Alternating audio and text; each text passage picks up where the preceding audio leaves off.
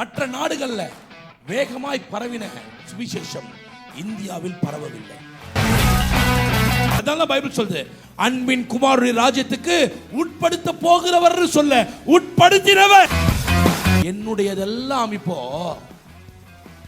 பரலோகத்துடையது, பரலோகத்துடையதெல்லாம் இப்போ அதுதான் பரலோக ராஜ்யம்ன்ற நான் கையை தட்டி ஆமென் சொல்ல கேட்கிறேன்.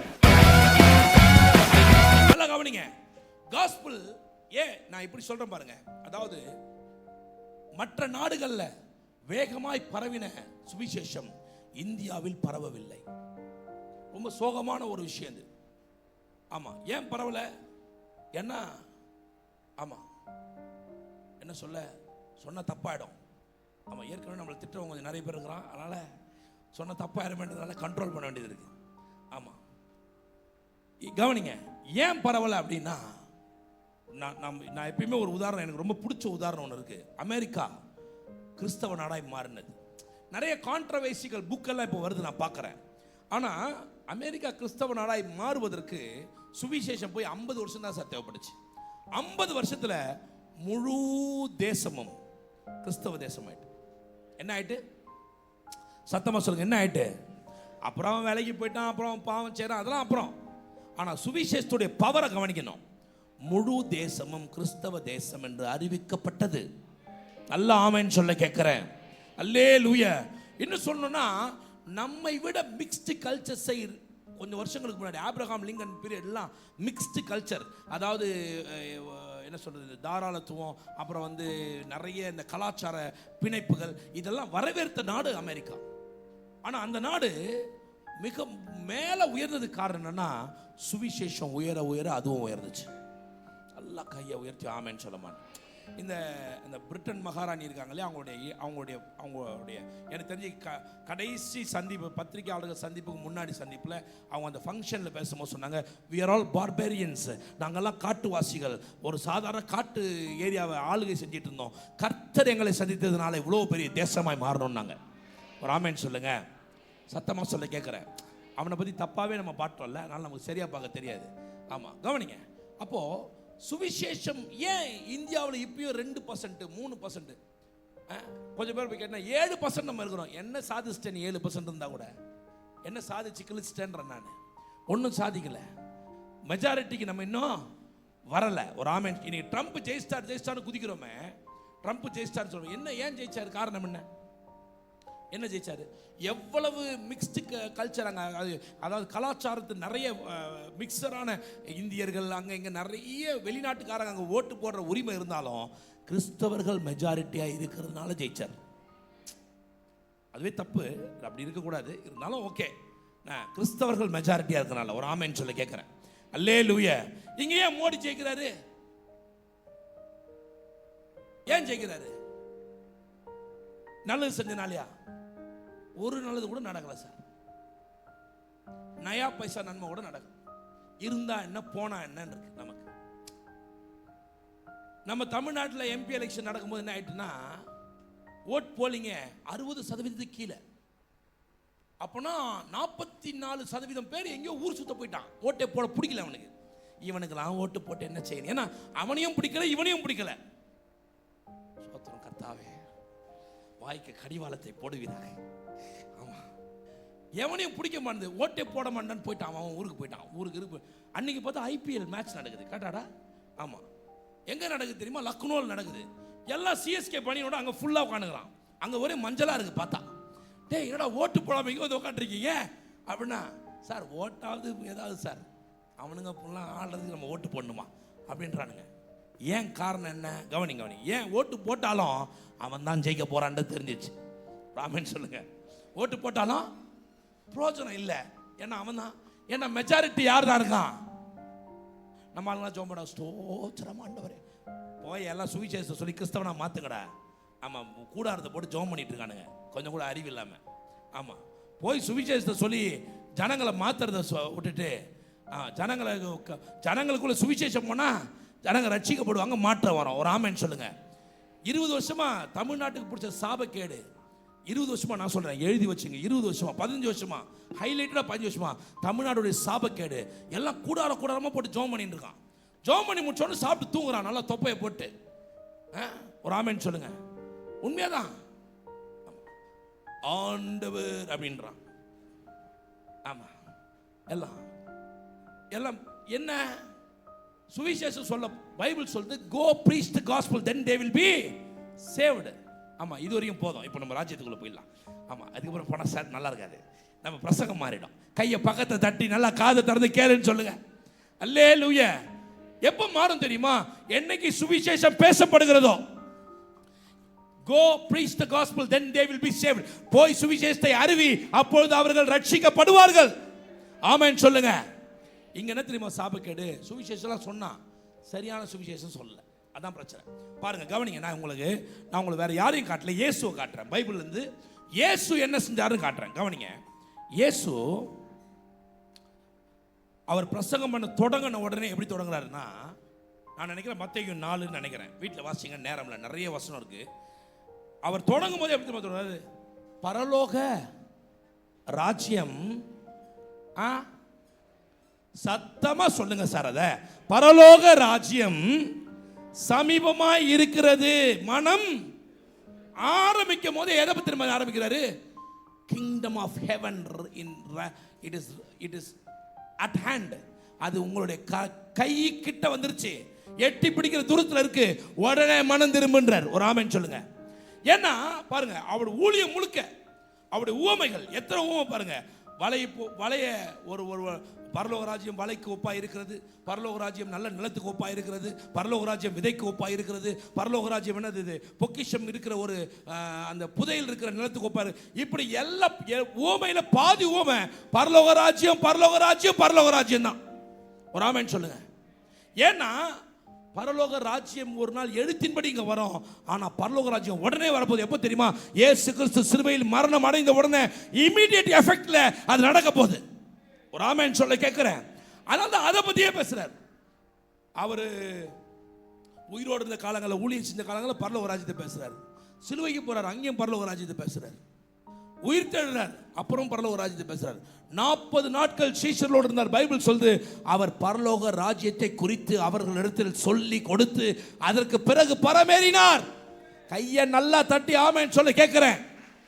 அப்போ எதை தெரியுமா நம்ம விட்டோம்? பைபிள் சொல்லுது, பரலோக ராஜ்யம் பலவந்தம் பண்ணப்படுகிறது, பலவந்தம் பண்ணுகிறவன் அதை. நாம் எதை பலவந்தம் பண்ண தெரியுமா? பரலோகத்தை பலவந்தம் பண்ணோம். எதை விட்டோம்னா பரலோக ராஜ்யத்தை விட்டோம். காது உள்ளவர்கள் கேட்க கடவர்கள். நல்ல ஆமென் சொல்ல கேட்கிறேன். கவனி. பரலோகம்னா என்ன? ஃபியூச்சர், எதிர்காலத்தில் நடக்க போவது. ஒரு ஆமென் சொல்லுங்க. பரலோக ராஜ்யம்ன்றது பிரசன்ட். புரியலையா? சரி, நீங்களா ரட்சிக்கப்பட்டீங்களா? புரியல மாதிரி சொல்றேன். ரட்சிக்கப்பட்டவங்களா ஒரு ஆமென் சொல்லுங்க. நீங்க இந்த உலகத்தின் வல்லமிருந்து விடுதலையாகி எங்க வந்துட்டீங்கன்னா அன்பின் குமாரனுடைய பரலோக ராஜ்யத்திற்குள் வந்து விட்டீர்கள். பரலோக ராஜ்யம் என்பது எழுத்தின்படி இங்க ஸ்தாபிக்கப்படவில்லை. ஆனா நீங்க எந்த பவருக்குள்ள இருக்கீங்கன்னா, எந்த பிரஜையா இருக்கீங்கன்னா, பரலோக ராஜ்யத்தின் பிரஜையா இருக்கிறீர்கள். நல்ல ஆமென் சொல்ல மாட்டீங்க. நான் மறுபடியும் பிரிட்டிஷுக்கு போறேன். இப்போ பிரிட்டிஷ்ல இருந்து இங்க வந்த கவர்னர்லாம் இந்த நாட்டு பிரஜை இல்லை, ஆனால் இந்த நாட்டில் வாழ்ந்தான், இந்த நாட்டில் மொழிபெயர்த்தான், இந்த நாட்டில் பைபிளை மொழிபெயர்த்தான், என்னென்னமோ பண்ணான், இந்த நாட்டை வாழ வச்சான், ட்ரெயினை போட்டான், பஸ்ஸை பிடிச்சான், ட்ராமை கண்டுபிடிச்சான், எவ்வளவோ பிரிட்ஜு திறக்க மூட. ஏமா அவன் திறக்கும் போது திறந்துச்சு, நம்மால் போய் திறக்கும் போது திறக்காம போயிட்டு. ஆமாம், என்னன்னு தெரியல, கப்பல் வரும்போது திறந்தா போகிறோன்றேன் நான். எப்படியோ இப்போ நம்ம விஷயத்துக்கு வருவோம், கவனிங்க.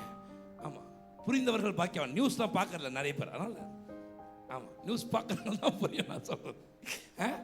அவன் திறக்கும் போது பாருங்க சார், 200 வருஷத்துக்கு முன்னாடி அந்த பையன் டகாருன்னு திறக்கிறான், சல்லுன்னு திறக்குது, கப்பல் வந்தா சட்டுன்னு மூடுது. நம்மால் இப்போ ஒன்று கண்டுபிடிச்சி திறந்துங்கன்னா இவர் போய் திறக்க மாட்டேங்க, பிரிட்ஜு திறக்கவே இல்லை, கடைசியாக திறக்காம போயிட்டார் நம்மால் ஊருக்கு. என்னடா செஞ்சிருக்கீங்க ராஸ்கல் அப்படின்னு. அவர் திறந்தா திறக்குதோ திறக்கலையோ, கப்பல் வரும்போது திறக்கணும், இல்லைன்னா பெரிய விபத்து நடந்தோம். ராமன் சொல்லுங்க. சரி, கவனிங்க. அப்போ அதெல்லாம் அவனுங்க செஞ்சாருங்க பாருங்க. இதெல்லாம் செய்யும் போது அவங்க இந்தியர்கள் அல்ல, ஆனால் இந்தியாவில் தான் வசித்தார்கள். இந்தியாவுக்கு தான் நன்மை செஞ்சாங்க, இந்தியாவுக்கு தான் சுவிசேஷம் சொன்னாங்க. ஆனால் அவங்க எங்கேருந்து வந்தாங்க தெரியுமா? அவங்க பிரஜை எந்த நாட்டு பிரஜை தெரியுமா? பிரிட்டன் நாட்டு பிரஜை. அப்படிதான் ஒருத்தர் ரட்சிக்கப்படும் போது இந்த உலகத்தின் வல்லமையிலிருந்து விடுதலையாக்கப்பட்டு பிதாவினுடைய வல்லமைக்குள்ள அந்த ராஜ்யத்துக்குள்ள உள்ள வந்துடுறான். நீ நினைக்கிற செத்து போனதான் அப்படி நடக்கணும். இல்ல இல்ல இல்ல, உயிரோடு இருக்கும். அதான் பைபிள் சொல்லுது, அன்பின் குமாரனுடைய ராஜ்யத்துக்கு உட்படுத்த போகிறவர் சொல்ல உட்படுத்தினவர். கைய மேல தட்டி ஆமென் சொல்லிருக்க வேணாமா? அல்லேலூயா. சத்தமா ஒரு அல்லேலூயா சொல்லி கேட்கிறேன். அப்ப கவனிங்க, அப்ப இந்த ராஜ்யத்தினுடைய முக்கியத்துவத்தை கவனிங்க, எவ்வளவு முக்கியத்துவம்னு. அதனால இயேசு என்ன பண்றாரு? இந்த ராஜ்யத்தை பிரசங்கம் பண்ணு. இந்த சுவிசேஷத்துக்கே ஒரு பேர் இருக்கு, என்ன தெரியுமா? என்ன சுவிசேஷம் சொல்லுங்க? ராஜ்யத்தின் சுவிசேஷம் உலகமெங்கும் பிரசங்கிக்கப்படும், அப்பொழுது முடிவு. சுவிசேஷத்துக்கே ஒரு பேர் இருக்கு சார். அந்த பேர் என்ன? ராஜ்யத்தின் சுவிசேஷம். அல்லாஹ் ஆமென் சொல்ல கேட்கிறேன். அல்லேலூயா. அப்ப என்ன வித்தியாசம் தெரியுமா? நம்ம ஊர்ல பரலோகத்தை பிரசங்கம் பண்ணா, வெளிநாடுகள்ல ரட்சிக்கப்பட்ட தேசங்கள்ல பரலோக ராஜ்யத்தை பிரசங்கம் பண்ணா அங்க வேகமா டிரான்ஸ்ஃபர்மேஷன் நடந்துருச்சு. இங்க இப்போ இல்ல, எத்தனை வருஷம் ஆனாலும் இவனுங்களை வச்சு முடியாது, புது சந்ததியை கொண்டு வரேன்னு கர்த்தர் சொல்றாரு. கையை தட்டி ஆமென். அல்லேலூயா. ஆமா, புதுசா ஆட்களை. ஆமா, ஒரு சிலர் தான் இருக்கிறான். ஆமா, இயேசு நாமத்துல சீக்கிரமா ஆண்டவரே நன்மைகள் நடப்பதாக. சரி, இப்ப கவனிப்போம், ராஜ்யத்துக்குள்ள போவோம். கவனிங்க, அப்ப இந்த ராஜ்யம் எவ்வளவு முக்கியமானதுன்றத பாருங்க. இந்த ராஜ்யத்துக்குள்ள ஒரு மனிதன். சரி, நம்ம அந்த கீவர்ஸ் எடுங்க. கொலோசியர் 1 அதிகாரம் 12 வாசிப்பியா? இருளின் அதிகாரத்தினின்று நம்மை விடுதலையாக்கி தமது அன்பின் குமாரனுடைய ராஜ்யத்துக்கு உட்படுத்தினவர். தமது அன்பின் குமாரனுடைய ராஜ்யத்துக்கு உட்படுத்தினவரும் பிதாவை ஸ்தோத்தரிக்கிறோம். குமாரனாகிய அவருக்குள். நல்லா கவனிக்கணும், ரொம்ப முக்கியம். இப்பதான் குமாரனாகிய அவருக்குள் அவருடைய இரத்தத்தினாலே பாவ மன்னிப்பாகிய மீட்பு நமக்கு உண்டாய் இருக்கிறது. என்ன சொல்றாங்க? குமாரனுக்குள்ள அவருடைய இரத்தத்தினால நமக்கு பாவ மன்னிப்பாகிய மீட்பு உண்டானால தான் நீ ஆயிட்ட, ராஜ்யத்துக்குள்ள வந்துட்ட. நல்லா ஆமேன் வரமாட்டேங்க. சத்தமா சத்தமா ஒரு ஆமேன் சொல்லுங்க. இருக்கீங்களா? சரி, அப்புறம் 15. அவர் அதரிசனமான தேவனுடைய தரிசனம்.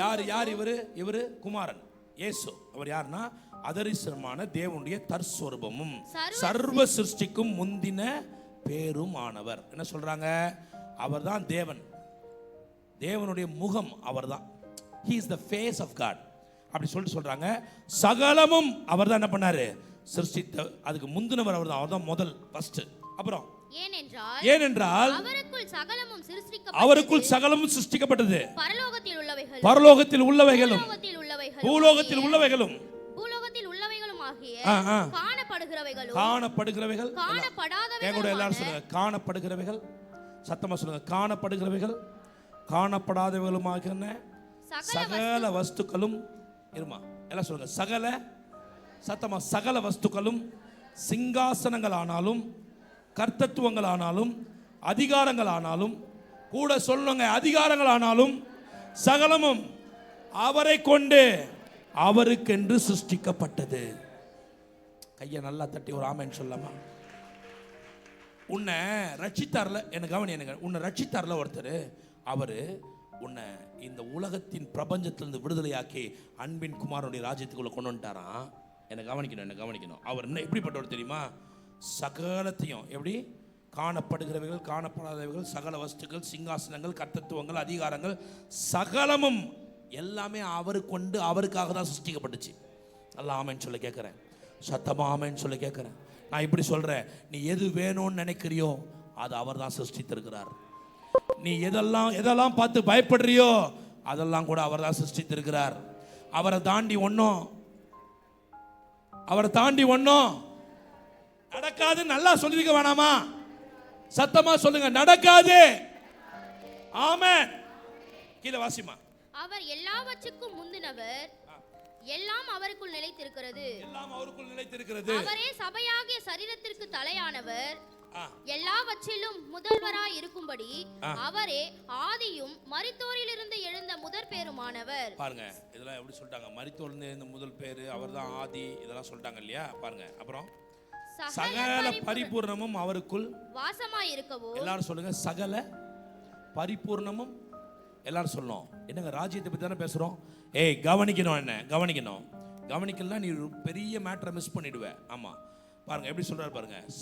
சகல பரிபூர்ணங்களும் அவருக்குள் வாசமாய் இருக்கவும். இப்போ ரொம்ப முக்கியம், அவர் சிலுவையில் சிந்தின இரத்தத்தினாலே சமாதானத்தை என்ன உண்டாக்கி, சமாதானத்தை உண்டாக்கி பூலோகத்தில் உள்ளவைகளையும். என்ன பாரு, என்ன பாரு, நிமிர் நிமிர் நிமிர். பட்டு பக்கத்துல சப்புன்னு ஒரு அடி அடிக்கணும், மண்டையில போடு. பாத்தியா இந்த பக்கம்? ஆமா ரெனின், உனக்கு ஆசீர்வாதமே கிடையாது ரெனின். ஆமா சொல்றேன், சொல்றத செய்யறவனுக்கு தான் ஆசீர்வாதம். ஆமா, இன்னொரு சான்ஸ் தர உங்களுக்கு தான். பக்கத்து லைட்டா அப்படி ஒரு தட்டு. ஆமா, அடுத்த தடவை நான் சொல்ல மாட்டேன். சொல்லாம நீ தட்டுனா இயேசுவின் நாமத்துல உன் வீடு நிரம்பி வடிவதாக போ. ஆமா, பட்டாரு தட்டு போட்டுருணும் பாருங்க. டக்குன்னு பாஸ் சொல்லணும், அவர் தான் சொன்னாருன்றணும். கவனி கவனி கவனி. அவர் சிலுவையில் சிந்தின ரத்தத்தினாலே சமாதானத்தை உண்டாக்கி என்ன உண்டாக்குனாரு? என்ன உண்டாக்குனாரு? சத்தமா சொல்லுங்க. என்ன சமாதானம்? என்ன? பூலோகத்தில் உள்ளவைகளையும் பரலோகத்தில் உள்ளவைகளையும், பூலோகத்தில் உள்ளவைகள் பரலோகத்தில் உள்ளவைகள் யாவையும் அவர் மூலமாய் தமக்கு ஒப்புரவாக்கி கொள்ளவும். நல்லா கவனிங்க கவனிங்க கவனிங்க. இப்போ கவனிங்க. பரலோகத்துல இருக்கிறதெல்லாம் அவர்கிட்ட தான் இருந்துச்சு. இந்த என்ன பாரு, இந்த பூலோகத்தில் இருக்குல்ல, அதுதான் இருளின் அதிகாரத்துக்குள்ள போயிருச்சு. என்ன ஆயிடுச்சு? நீ தான் இருளின் அதிகாரத்துக்குள்ள போயிட்ட. இப்போ அவர் சொல்றாரு, என் ரத்தம் சிந்தி அதை எவெல்லாம் விசுவாசிச்சு உள்ள வரானோ அவனையும் பரலோகத்தையும் ஒன்னா இணைக்க கைய புரிஞ்சவெல்லாம் மேல தட்டி நல்லா விளக்கம். எவெல்லாம் உள்ள இந்த பூலோகத்தை நீ அதான் நான் சொன்ன மறுபடியும் நீ பூலோகத்தான் இருக்க, ஆனா நீ பூலோக வாசி இல்லை. You are not of heaven, of earth, you are of heaven. ஒரு ஆமென் சொல்ல கேட்கிறேன். நீ பூலோகத்தில் இருக்கலாம், நீ பூலோகத்துக்கு சொந்தக்காரன். அவர் சொல்றாரு, நான் உன்னை வேறு பிரிச்சு எடுத்து உன்னை பரலோகத்தின் நபராய் வைத்திருக்கிறேன். இப்போ அவர் சொல்றாரு, நான் பூலோகத்தில் இருக்கேனே சார், நான் பார்க்க முடியாத நன்மைகள், நான் பார்க்க முடியாதெல்லாம் பரலோகத்தில் இருக்கு. அவர் சொல்றாரு, இல்லை நான் என் ரத்தத்தை சிந்ததுனால உன்னையும் அதையும் ஒன்னா இணைக்க ஒப்புரவ கையை மேல தட்டி இப்போ எப்படி சொல்றேன்? என்ன கவனி. என்னுடையதெல்லாம் இப்போ பரலோகத்துடையதெல்லாம் இப்போ அதுதான் பரலோக ராஜ்யம்ன்ற நான் கையை தட்டி ஆமென் சொல்ல கேட்கிறேன். புரியுதா? யாருக்கெல்லாம் புரியுது? கிறிஸ்தவர்கள் மறந்த, கிறிஸ்தவர்கள் இழந்த, கிறிஸ்தவர்களால் கண்டுபிடிக்க முடியாத, அறிவு கெட்டு போன எல்லாரும் இதை விட்டாங்க. இந்த பிரசங்கத்தை விட்டாங்க. இதை விட்ட எல்லாரும் தரித்துறானா, இதை விட்ட எல்லாம் ஒன்னெல்லாம் போயிட்டான். நல்லா கவனிங்க. எப்படி சொல்றாரு? நான் ரத்தம் சிந்தினேன், அது ஏதோ உன்னை மீட்க மட்டும் நினைக்காத, உன்னை மீட்டெடுத்து பூமியில பரலோகத்தை இணைக்க கைய மேல தட்டி ஒரு ஆமென்.